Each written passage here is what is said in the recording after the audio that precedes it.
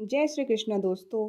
माँ सैव्यम पराजितः अर्थात जो हारे हुए और निराश लोगों को संबल प्रदान करता है, वह है हमारा बाबा श्याम। हारे का सहारा बाबा श्याम हमारा। राजस्थान के सीकर जिले में स्थित श्री खाटू श्याम जी का मंदिर एक प्रमुख तीर्थ स्थल है, जहां लाखों भक्त अपनी आस्था लेकर आते हैं। यहाँ हर वर्ग के लोग बड़ी संख्या में बाबा श्याम के दर्शन के लिए आते हैं। लेकिन चलिए आपको बताते हैं खाटू श्याम बाबा कौन थे और उनकी कहानी इतनी प्रसिद्ध क्यों है।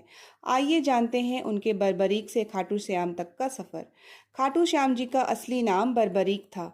महाभारत की एक प्रसिद्ध कथा के अनुसार बर्बरीक का सिर राजस्थान के खाटू नगर में मिला था। इसी कारण उन्हें खाटू श्याम बाबा के नाम से जाना जाता है।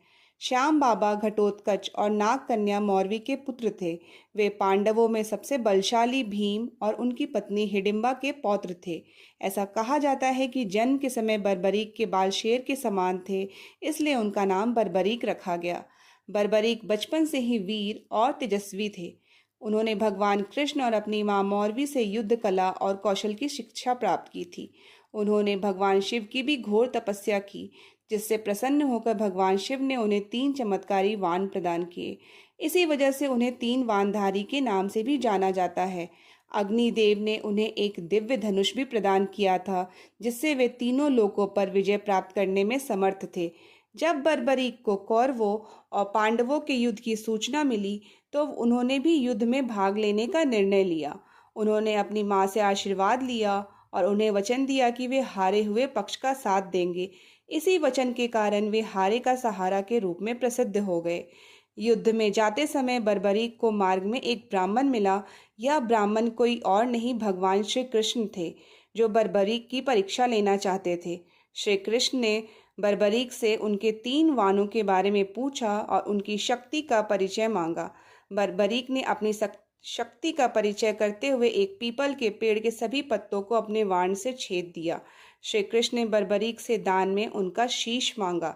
बर्बरीक ने अपना वचन निभाते हुए अपना शीश काटकर श्री कृष्ण को दान कर दिया। श्री कृष्ण ने उनके शीश को युद्ध भूमि के पास एक पहाड़ी पर स्थापित कर दिया, जहां से वे युद्ध का दृश्य देख सके। महाभारत युद्ध के बाद पांडवों में विजय का श्रेय लेने की बहस हुई। श्री कृष्ण ने बर्बरीक को युद्ध का साक्षी होने के कारण उनसे इस प्रश्न का उत्तर जानने के लिए कहा।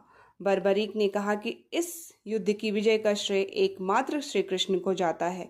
बर्बरीक के सत्य वचन से प्रसन्न होकर श्री कृष्ण ने उन्हें वरदान दिया कि कलयुग में वे उनके नाम श्याम से प्रसिद्ध होंगे और उनकी पूजा की जाएगी।